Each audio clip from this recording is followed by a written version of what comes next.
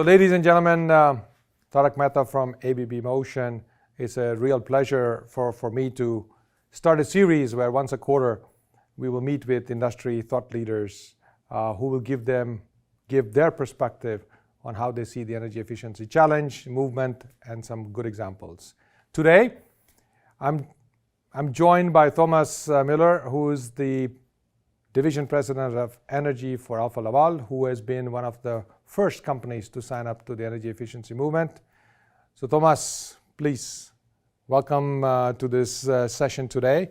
And it would be a great honor and pleasure if you could give a little bit of a perspective on Alfa Laval from your side. Yeah, maybe a short introduction of Alfa Laval. So we are in the food industry, we are in the marine industry, and we are in the energy industry. And all three areas is in transformation with the sustainable food, the whole marine sector being changed, and the whole energy transformation in the energy division. And what goes across is that we really have energy efficiency opportunities in all three divisions. Yeah, you mentioned energy efficiency. So what do you see as the major barriers for your customers and industrial companies when it comes to increasing the energy efficiency? If I look at it from a more energy division and our customers' perspective, I think it's more complex than if you, for example, look at the buildings, the whole transportation sector. The complexity is higher. So for policymakers and so on, it's more difficult compared to putting up some building legislations or EV subsidies and so on. That's one thing. And then the whole technology conversion is a fantastic opportunity. You have a lot of installed base. We have a lot of installed base.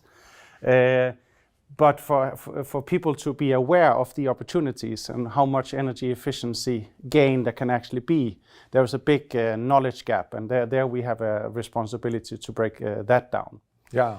Then, if I should mention one more, it's also how these installed base is running, all the installations. Are they running in optimal mode and so on? And there are a lot of data, artificial intelligence is needed to make the decisions at the right time and do service at the right time. So the connectivity of the installed base can give you good opportunities. Yes, to when to do the service and so on. So as you look at the value of energy efficiency and energy savings, how do you see the challenges and how do you see the value being, let's say, assessed by your customer base and the industry in general? I think there is, we are beyond the why. Now it's much more about the how. What the good thing is that the executive teams, they are putting up clear and tougher targets on their organizations and their own footprints. I think there's still a gap between that ambition level and down to real tactical level in sourcing and purchasing and so on, that you can really put an OPEX value on efficiency, but we are getting there, and there are so many great examples of it, but it's not the mainstream yet, so but it will come. Yeah, it's a challenge. Yeah. It's a challenge, and then when you look at the challenge, how can we as an industry collectively put our resources together to support what is essentially the right thing to do, but with the challenges that you just mentioned? What can we do? I think to have one common voice is much stronger than you run around and say it, I run around. If we can have one common voice, and that's why we welcomed the energy efficiency movement so much. And we were the first company joining the ABB initiative. And that's not that long time ago, about a year. Now we are more than 400 companies in. So we become a movement for the energy efficiency where we have one voice. We can, for example, the awareness, we can lift that jointly. So that's much stronger. And the good news is, thanks to support from you and quite a few others, the International Energy Agency is also supporting us with guidance, with examples, and with also giving the insights that they have on what are the challenges overall for the market and the energy efficiency concept. Now, when you look at, let's get down to what you said before, which was, what are the concrete examples that you can share which seem to have very big impact? Because ultimately, the movement and this will only move forward if we have actual examples that people can see, experience, and copy. So maybe a few examples that Alfa Laval and your business have really implemented in the field, which have given the kind of returns that you'd expect? Yeah, I think I have a lot of examples here, but let's say, because now electricity also meet heat here, right, with ABB and Alfa.